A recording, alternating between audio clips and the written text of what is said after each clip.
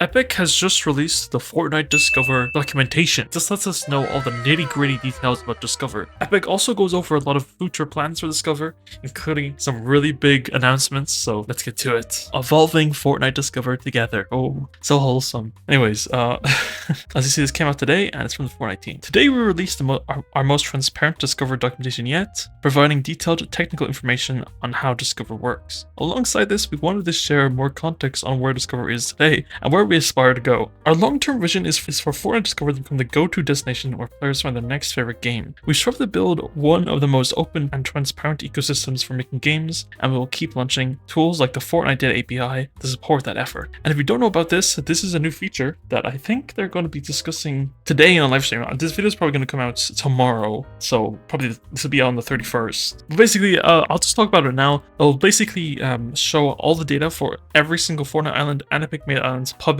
Right now it works for Epic Islands, and you can see minutes played, minutes per user, plays, favorites, recommends, peak CCU, unique players, retention D1, which is day over day retention, and retention D7. And these will all be public in an API. Well, places like Fortnite GG, like websites like that, will be able to break down and display for, easy numbers. It's all this whole transparency goal, which I'm guessing Epic are forwarding right now because of Unreal Fest. We want creators to understand how they can influence their success in the ecosystem. By providing visibility into meaningful island metrics and continue to gather input from the creator community, our aim is to give creators the insight and control they need to build lasting, successful experiences. Together, these tools and feedback loops will help shape Fortnite into an even more diverse, innovative, and compelling ecosystem. The following priorities guide our ongoing improvements. So these are Epic's priorities, so listen up everyone.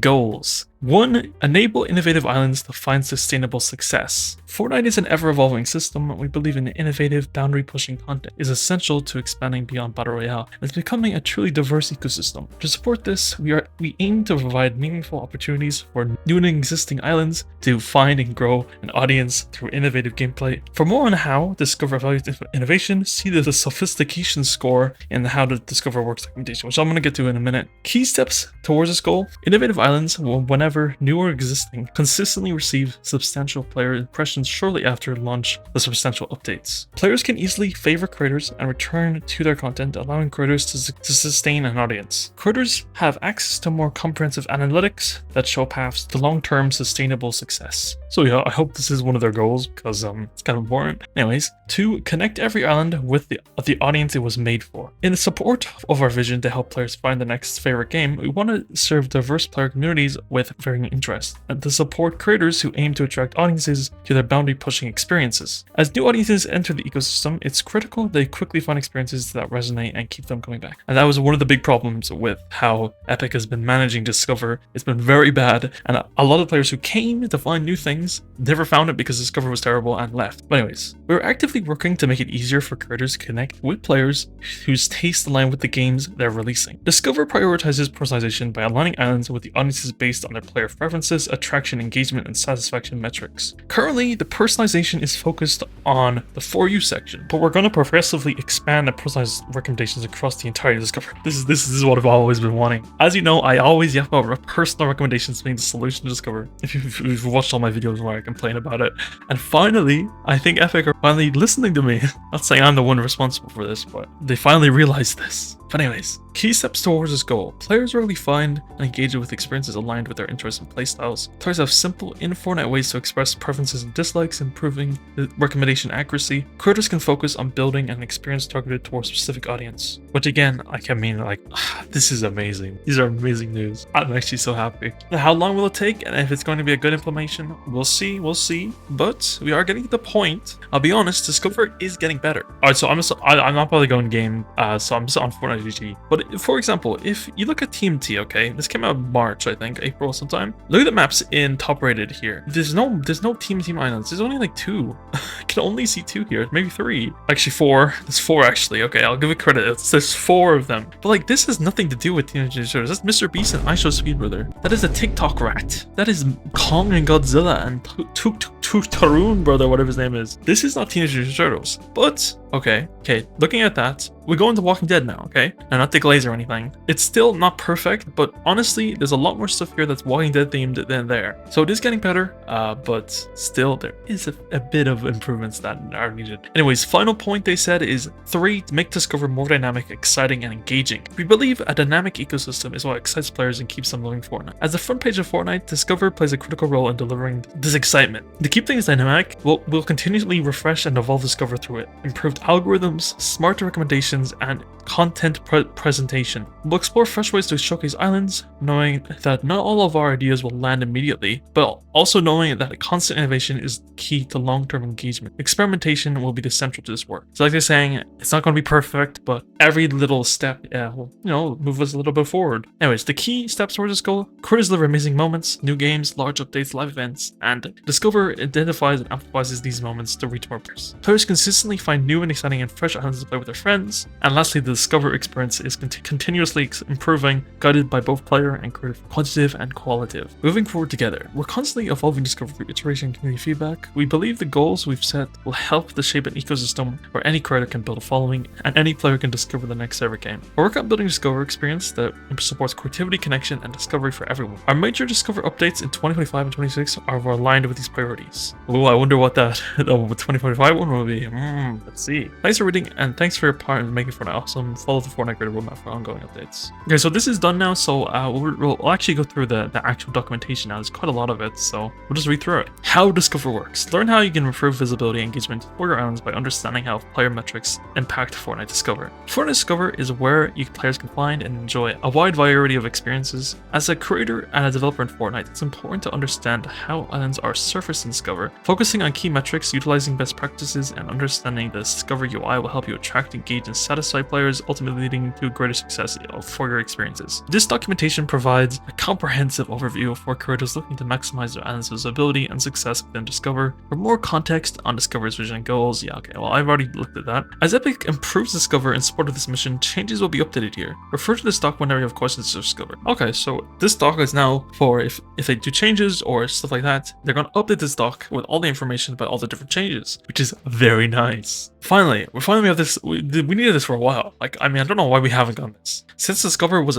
born to now. It's just been smoke and mirrors. We have no idea how anything works. Anyways, okay, well, let's go into here. Below you can find the comprehensive overview of the key metrics used to identify successful islands and the Discover score, whatever that is. How the Sophistication score impacts testing of both new and updated islands. How these metrics influence which islands appear in Discover. Key metrics. Discover is driven by 3 key metrics: attraction, engagement, and satisfaction. I think I've already gone over this in other videos, but I'll just say it again. 1. Attraction, converting impressions to sustained engagement. Engagement, keeping players engaging and retaining with your island. And satisfaction, players reporting your island as fun or highly rated by players favoriting and recommending your experience. These all combine to form a single Discover score for each island. Alright, okay, well, here's the nitty gritty. Attraction. Attraction measures how you can capture a player's attention and convince them to play your island. Attraction is measured by clicks per impression, minutes played per impression, and percentage of players who leave on the first 2, 5, or 10 minutes of a session. To be counted as an impression, your island thumbnail must be 100% visible on the screen and viewable for 2 seconds or more. If a player clicks on your thumbnail, even if it's not fully visible or does not appear for a full 2 seconds, the impression will still count as an impression based on click-through result. Click-through rate, CTR, is the ratio of clicks over impressions, measured as a percentage for how many impressions resulted in a click. For example, if your island has 100 impressions and 5 clicks, that is a 5% CTR. CTR measures the effectiveness of your thumbnail and title and capturing player attention and getting players to click. Minutes played per impression is the ratio between impressions and all total minutes played. For example, if your experience has 1,000 minutes played in the last 96 hours, after receiving 100 impressions in the same period, your minutes per impression would be 10. This metric shows whenever your impressions are converting to sustained engagement. So if you want to know where all of these are, you can find them in the creator portal. If you go into your island, your projects, and click on the island you want, to find it all in there. You can find CTR, impressions, and minutes played, all that. I think it's in there's different tabs. There's a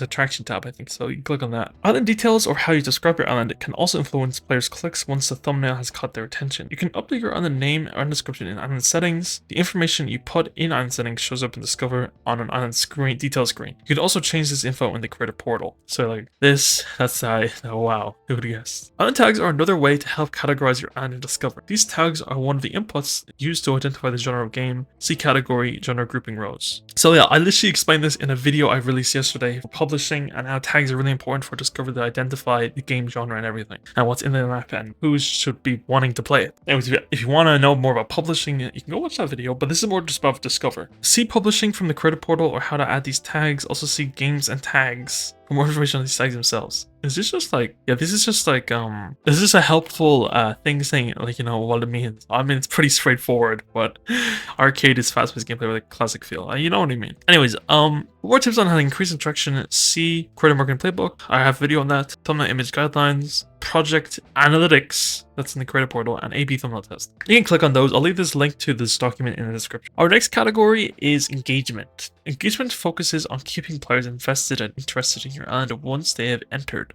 and keeping them coming back. Engagement of metrics described here represent how Discover calculates engagement. It does not describe the engagement payout formula. To learn more, see engagement payout. Engagement is measured by minutes per player, typically a 96-hour look back, D1, which is day 1 retention, and D7, which is week-to-week retention. Number of unique players over the last 96 hours, social play time spent in social parties. So if you're playing with friends. Discover does not count engagement while a player is idle. If a player hasn't registered an input for 60 seconds, they're considered idle, and these minutes will not count towards your engagement metrics. So that's pretty crazy. So if the player is not playing the game, it won't count. Of course, you could just put 2 rubber bands on both joystick and make the player run around in a circle or whatever, but it's you know, it's interesting. To improve engagement, use project analytics with a focus on session engagement, retention, and minutes per player. Also use the Insights dashboard to learn more about player activity while on your island. Continue to iterate on game design, features, and work with your community to generate player feedback. So yeah, you know, pretty standard stuff there. Satisfaction. Satisfaction offers qualitative insights on player experience within your island. This includes factors like how much fun the players had, how they were your game out of 10, and favorite and recommend the island. Satisfaction is measured by endorsements, players who favorite and recommend your island,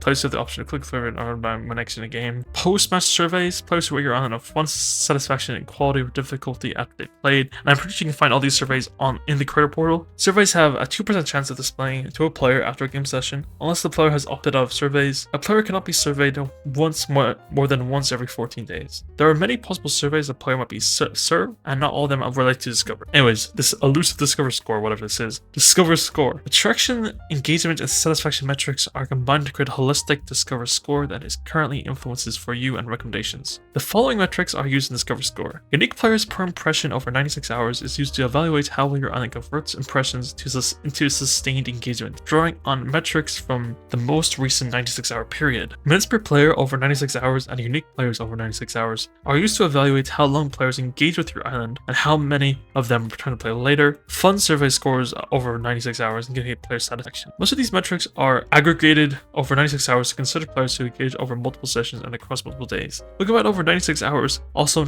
naturally incorporates retention. These metrics update hourly to ensure there is a rotation and that new islands can qualify. Changes to your island that improves these metrics should result in a direct increase in for you impressions. Interesting. Epic uses a modified version of what is eventually known as a Z score to calculate the Discover score, and a Sophistication score. A Z score tells you how many standard deviations a data point is from the population average, letting us compare Discover and Sophistication score metrics across different scales and distributions. So if I remember correctly, I think I've already shown this. So this is what they were probably talking about with the Z score, with this is being like, you know, I'm guessing like around here is the average, and then it like weighs it like this. That makes sense. Like a visualization of it. You know, the JoJo chart. Anyways, okay, so back to this new and updated content testing. Discover makes an effort to test every new and updated island to determine their potential for success in Fortnite. A test is defined as receiving 50,000 impressions, ideally within a 20 to 60 minute period. Discover algorithms analyze an island's attraction, engagement, and satisfaction during the test window. Islands with particularly high sophistication scores may be tested multiple times in the first week post-launch. We recommend iterating and updating your island post-launch after receiving feedback from your community and reviewing analytics in the creator portal. So yeah, iteration is key or whatever. Island prioritization and sophistication score. New islands are prioritized for testing based on their sophistication scores. Updated islands are prioritized based on the development effort over the last 30 days. What does that mean? Does it mean that if you've updated your island frequently in the last 30 days, does that mean you have a higher prioritization? Interesting. The sophistication score uses the same statistical approach as the discover score, focuses on the content within your island and development effort spent building and updating your island. It includes metrics to focus on the usage of devices, animations, sequencers, verse code, textures, and many other features. As new features are added to UEFN, they may be integrated into future calculations. Reusing verse code devices and systems from pre-existing islands is a standard and accessible development practice and will not trigger copycat detection. Interesting. So they have this new metric that I've never heard of. Sophistication score. So this is separate. This is separate to discover score, and it weighs the island's. I can't say it, bro. I've been trying to say it multiple times in this video, okay, and I keep on messing it up. Sophistication. There it is. So this new metric will measure how, like, you know, in depth your island is, how much stuff you've made in your island. Like, this is really cool. This. So if you have more devices, if you have more stuff in your map, it's going to weigh more in discover because the system can detect if you developed it for longer. So I'm guessing these are like preventative measures against low effort maps getting really high up in discover, which is really cool. We got how for you row recommends work. The recommendation system in Fortnite combines player level personalization with discover score to deliver specific content to players based on what they are most likely to be interested in. To determine what players are interested in and what content to serve them, a number of models and algorithms are used. The foundation for these models is the island embedding framework, the representation of each island as a standardized numerical encoding designed to provide data-driven and holistic understanding of each island in the ecosystem. These island embeddings are formed by aggregating data like titles, descriptions, tags, thumbnails, and devices used. They also incorporate in-game telemetry that includes and are not limited to player eliminations and NPC eliminations, builds per minute, structural damage, vehicle usage rates, distance traveled, props used, camera types, and weapons spawned and used. Interesting. Each of these types of input data are consolidated and encoded to a private and accurate representation of the islands across the ecosystem. Once these representations are established and standardized across all islands, they can be used to provide recommendations based on similarity, sequencing, and other factors. So what Epic are basically saying is that they get all the data, then similar datas, or whatever it is, they'll be able to group that into and know that's the kind of genre. And then using that data, they can then find the players who like that certain kind of thing to then go find it. If that makes sense, I don't know. Maybe I explained it terribly. But they explain it next right here. These island representations also help to understand what each individual player is interested in. By algorithmically analyzing each player's interactions, things like play history and favorite islands and favorite creators, it is possible to pinpoint the areas in Fortnite a player is interested in. Once those interests are established for each player, it's possible to serve them the content from every part of Fortnite they may want to see, which is very nice. Examples of modules that operate on top of this representation framework include item-based models. Using solely and most recently played islands, these models surface similar experiences that the player could enjoy. User-based models. Machine learning and clustering techniques on a player's play history can identify several areas of the ecosystem where the player spends time and surface compelling content from each of those areas for that player. And then finally, sequencing-based models. Using patterns of play from the ecosystem, these can predict the next best island play from the player's recent play history. So again, a lot of recommendation stuff right here. We also use the discover score within the individual models generating recommendations as additional modifiers to which islands are returned. Islands with a higher discover score are more likely to be recommended compared to similar islands with lower discover score, which makes sense. As Fortnite experiences become more diverse and innovative, recommendations are a way to help match players that they're more likely to find engaging. So yeah, you know, pretty cool stuff. Nice little insight there. Reviewing the discover rows. The rows that players see in Discovery and the order which are listed can change based on the player's cohort, age rating, platform, region, personalization opt-in, and the Discover team is frequently experimenting with rows orderings to understand how it impacts overall player engagement. The names on the rows may also vary. The tables below are intended to provide the basis for each row and the islands displayed. So we got a bunch of nitty-gritty stuff about all the different rows, so let's get to it. First, we got personalized and recommendation rows. These rows are personalized to the players based on player play history, favorite islands, and favorite favorite creators. For you, based on your play history, this row showcases islands with the highest aggregated discover scores based on the combination of attraction, engagement, and satisfaction metrics. The islands shown to them are personalized based on the player's recently played experiences, favorite critters, and regional play history. Finally, filters are applied using a sophistication score to reduce low effort and misleading content. But I love this. I love this new little thing right here. I'm glad they're finally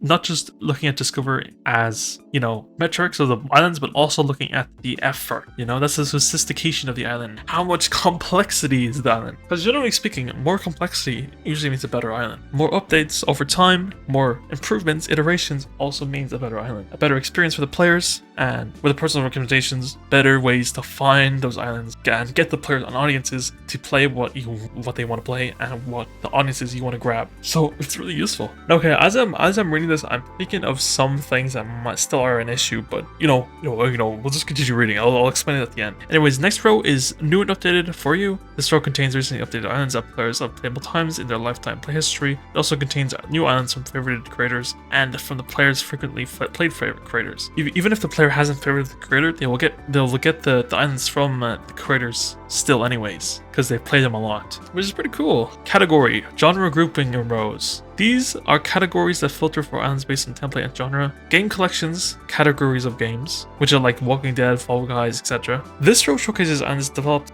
from brand templates such as Lego templates and Fall Guys. Islands in these rows are filtered by island template used and sorted by various engagement metrics. Oh yeah, and I also forgot this is games built using public collaborations. There we go into much detail about that, but anyways. Featured collections. These rows showcase groupings of islands organized by category and genre. Discover identifies the genres of an island through an array of machine learning modules working together to access an island genre category. These models all operate on various combinations of the same island metadata used in the island representation framework, title, tags, description, devices, and also gameplay telemetry, such as time spent playing. This system also utilizes human-in-the-loop workflow, allowing Discover operators to review and update categorizations as necessary. This acts as a reinforcement learning for the modules. Not modules. An island can be assigned a maximum of 3 different games, 2 different categories, which allows an island to bridge multiple genres and appear in each relevant area of Discover. As the island is updated and more players engage with the island, the machine learning categorizations are rerun to ensure islands continuously appear in the right place. Okay, makes sense. Editorial Rows. These rows showcase islands created by Epic and islands selected by Epics. By Epic, this row features islands blah blah, so that's like Battle Royale and everything. And Epic's picks, this row features highly polished, innovative islands selected by Epic's editorial team. These selections highlight accidental gameplay or creative use of mechanics. Islands in this row are manually curated and subject to quality reviews before being featured. Performance-based rows. Each of these rows are driven by overall metrics as described for each category. Top rated. This row provides islands with the highest aggregated satisfaction scores, currently prioritizes fun ratings. Only islands with less than or equal to 25% D1 retention and less than 20 player survey responses can qualify. Sophistication scores filters aim to remove low effort or misleading experiences. Frequently, this row is regionalized and sorted by metrics per country. Next up, we got most engaging. This row prioritizes islands with the highest minutes per player over the past 96 hours. Islands must have less than a day retention and have released at least 100 concurrent users in the past 96 hours to qualify for this row. When the row places islands into the home bar, there is also a maximum 5 million impressions limit. A sophistication sort filters aim to remove low effort content from misleading experiences. Frequently, this row is visualized and sorted by metrics per country. So it's also interesting. So there's a limit of 5 million impressions if you're in this tab or something. So, when you go into home bar. So I'm guessing you can only be in home bar and then you get 5 million impressions and you're at a home bar, which is my guess. But I think I understand. I don't know. Popular. This row prioritizes islands with the highest minutes per impression over the past 96 hours. Islands must have an average CCU in the past 48 hours greater than or equal to 2,000 minutes per player. That's actually greater than, not less than. Anyways, a minutes per player greater than 15. So to get in popular, you need to have at least over 2,000 current players and also over 15 minutes of I think, is that per player? I'm guessing it's per player. I don't think it's average play time. I think that's for every player. Every player has to at least play at least 15 minutes in the map. I think, or maybe it's just average play time. I don't know. I doubt there's maps. I'm sure there's maps in that row that have only people playing it for 1 minute and just leaving. I'm sure that's a thing. So I think that's probably average play time. And then also, like before, when this row places islands in the home bar, there's also a maximum of 5 million impressions limit, which is pretty interesting. People love This row prioritizes variety islands in the top 10% of D1 retention, followed by minutes per player in the last 96 hours. So what that means is I think the top 10% of islands that have the highest impressions, and also then the minutes per player in the last 96 hours. Islands must have reached at least 1000 CCU in the past 96 hours to qualify. Only islands categorized as variety can qualify. So you need to be variety, and you also need to have more than 1000 players, or CCU, or have reached it. So you can go a little bit under, but you just have to have at least reached to 1000 CCU once, I think, to get into this tab. I think is that how that also the other one works, or you have at least reach 100 concurrent user. Oh, interesting. Anyways, when this row places on the home bar, there's also a maximum limit of that per 100 hours. So after 100 hours, it will set, and there'll be more. Fan favorites. This row prioritizes battle royale and combat islands with in the top 10% of D1 retention, followed by men's players in the last 96 hours. Islands have reached at least 1000 CPU in the past 96 hours to qualify. Only islands categorized as battle royale and combat can qualify.